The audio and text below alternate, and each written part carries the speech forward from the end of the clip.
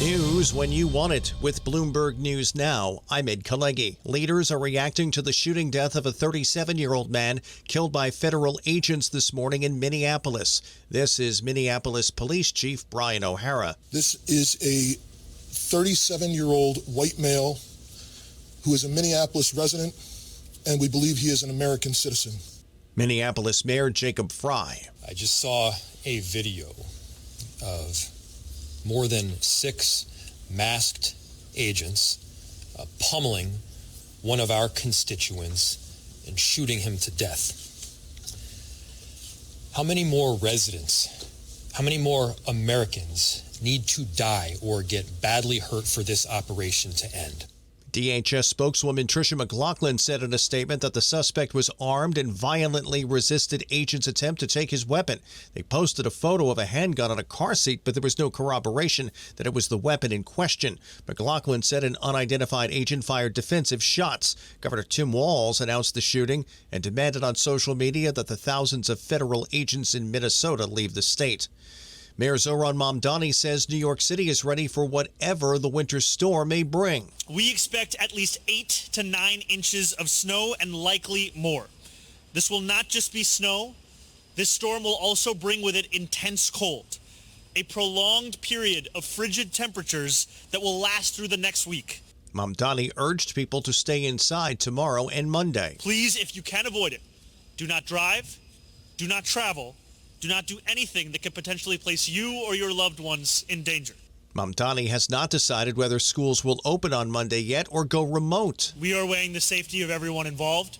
We want to make sure that whatever decision we make is one where students, parents, educators will be safe. We also take this decision very seriously because we know that it has a significant impact on parents' schedules on Monday.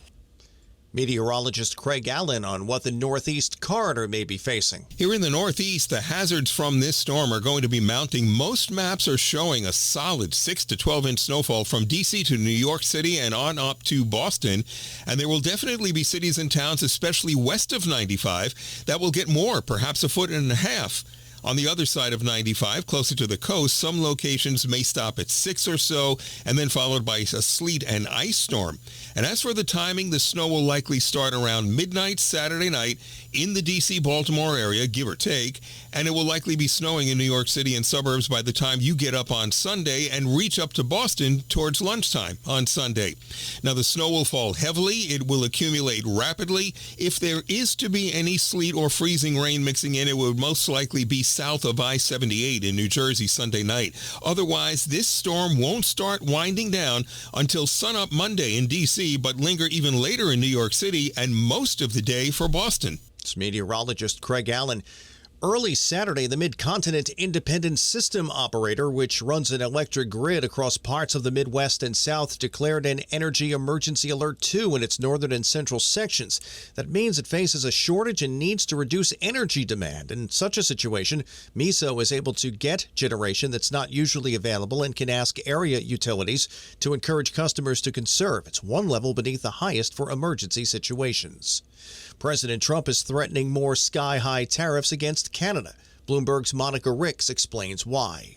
President Trump's threatening 100% tariffs against Canada on all of its exports to the U.S. if it makes a trade deal with China. Trump says Canada was sorely mistaken for allowing China to increase its imports of electric vehicles and claims China will eat Canada alive for it. The move comes as Trump and Canada's Prime Minister Mark Carney launched a war of words over the president's takeover plans of Greenland. But it's still unclear what change would mean for how U.S. tariffs apply to any goods traded under the United States-Mexico-Canada agreement. Right now, goods under that trade deal are tariff-free. Monica Ricks, Bloomberg Radio. A retirement plan that's popular with freelancers is starting to get extra attention as more Americans look for ways to hide more of their paychecks from taxes. Bloomberg's Nathan Hager has that story from Washington. The plans are known as solo 401ks. They let self-employed workers sock away up to $72,000 a year in tax-deferred retirement accounts. That's nearly 3 times the max for the typical 9-to-5. A quirk in the tax code lets contractors pay into 401ks twice, once as an employee and again as a business owner, making a matching contribution. Of America's record 36 million small businesses, more than 3 in 4 have just one employee. Nathan Hager, Bloomberg Radio. That's news when you want it with Bloomberg News Now. I'm Ed Kalegi. This is Bloomberg.